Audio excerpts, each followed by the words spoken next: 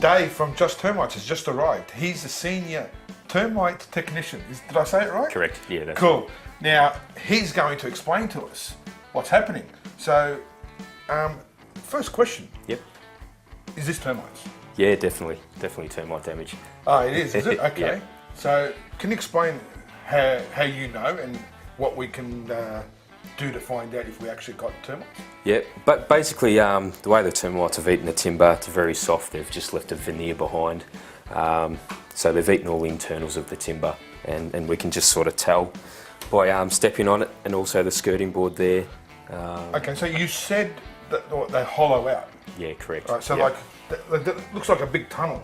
They made a big tunnel. Yeah, correct. It's an all elaborate tunnel system all throughout the timber.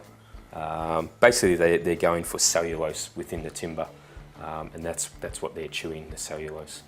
You mentioned veneer. What do you mean by veneer? Veneer we talk about, it's basically meaning that the timber is paper thin. The termites have eaten out the whole entire structure of the timber, and they've just left the outer shell, which is like a veneer. What do you mean, they've actually completely hollowed it out? Yeah, completely hollowed out. Yep. Ah, is that what this is here? Yeah, so that's what you see in the skirting board there. It's just, yeah, there's nothing left at all there. It's almost just a varnish on the timber. And that's a common tell that you got termites? Very common. Termites. So what are termites? I've heard the term white ants. Are they an ant? No, they're not. White ants is just a bit of a general term the public have given termites. A lot of people do mistake them because they think they're so small they're quite hard to sort of tell what they are. So people just assume that they're ants. What's the step now that you're here? Yep. What do we do? Basically, we've got to work out whether they're active or not, or whether it's inactive damage. We never really say old damage because we don't know how old it may be. So it's just determining whether the termites are here or not, and then going from there. So you're going to show us how that's done? Yeah, definitely. So we've got a lot of technology these days. This one's called the Termite T3i.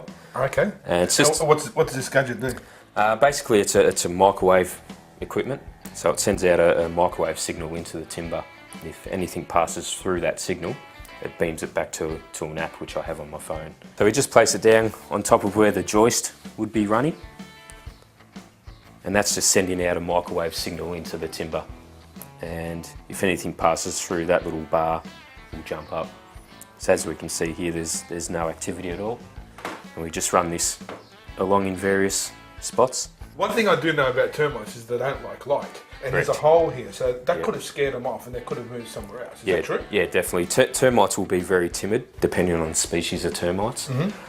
So any disturbance, they could just flee elsewhere. What's the next step now? We've established there's no activity here. Yep. Do we have to do anything else now? Next step, we'll normally sort of check around this area a little bit more thorough, like spread our inspection out a little bit.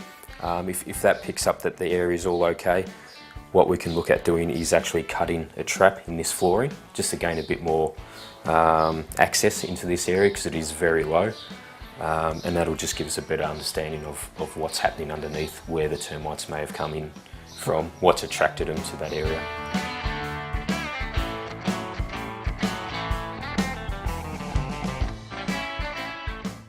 Hey Dave, what's this gadget? This is called a moisture meter. So we just run it over all the walls, any timbers, just looking for higher levels of moisture. They actually bring in moisture, they need moisture to survive, and termites are actually, their bodies are damp, so it's a dampness within their bodies and their workings that they travel along. So they're like a moist they do. Atmosphere? Yeah. Oh, okay. So any water leaks that might be in wall voids or underneath houses, they're areas that'll be conducive. So if any of you guys out there actually have a leak somewhere in the house, get it attended to because there is a chance it could attract Definitely. termites. Yeah. So this one's a thermal camera. We're just looking at the plaster walls, basically just picking up if there's any termite damage inside the wall or any termite subnests. So termites will sometimes have, it's called a bivouac. It's like a halfway storage house.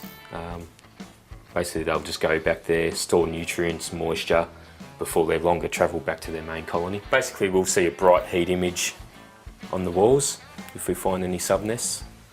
And could there be subnests like along in there? In the skirting?